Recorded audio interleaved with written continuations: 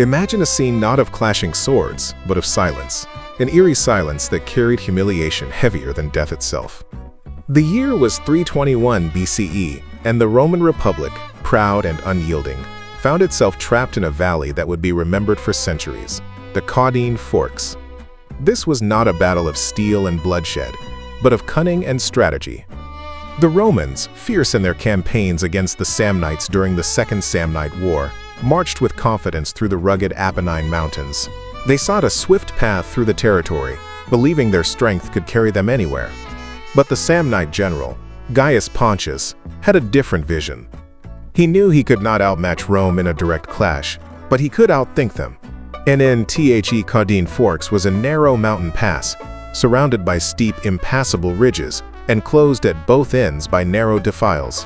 Pontius devised a trap worthy of legend. He spread false rumors that a Roman ally, the city of Lucera, was under siege. Believing this, the Roman consuls Titus Veturius Calvinus and Spurius Postumius Albinus marched their legions into the pass, seeking a shortcut to relieve their supposed ally. What they did not know was that Pontius had already seized the high ground and blocked both exits. As the Romans advanced, the realization struck too late. Before them, the path was sealed. Behind them, the way was closed.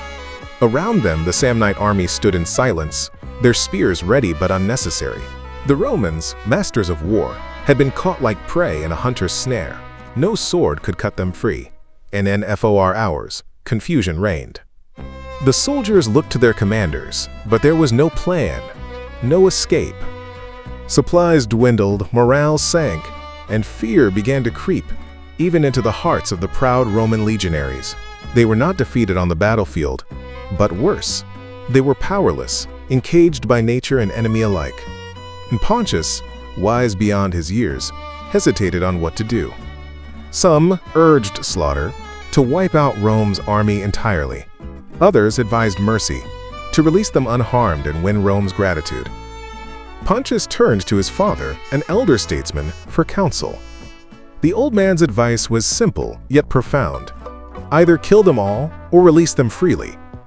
Anything in between will bring neither friendship nor security. Pontius chose a middle path, one of humiliation.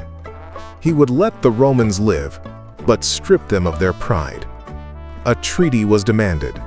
Rome must withdraw from Samnite lands and recognize Samnite authority. To ensure this oath was remembered, the Roman army was forced to pass beneath the yoke. Yoke was no simple object. It was a cruel symbol, 3 spears arranged to form a low arch. One by one, the proud Roman soldiers, stripped of their arms and armor, were made to bend their heads and pass beneath it, as if slaves. Consuls, officers, and soldiers alike tasted the same humiliation.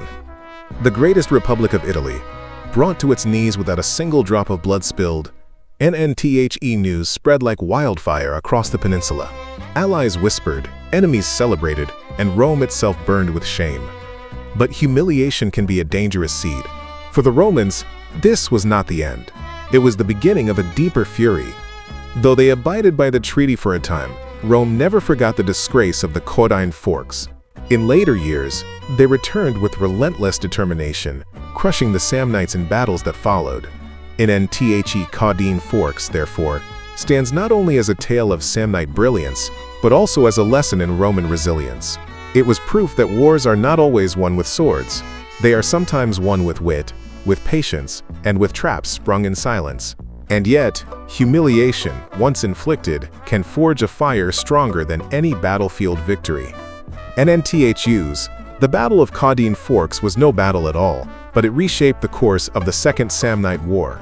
A triumph of strategy, a moment of disgrace, and a reminder that pride, once wounded, can become the sharpest weapon of all.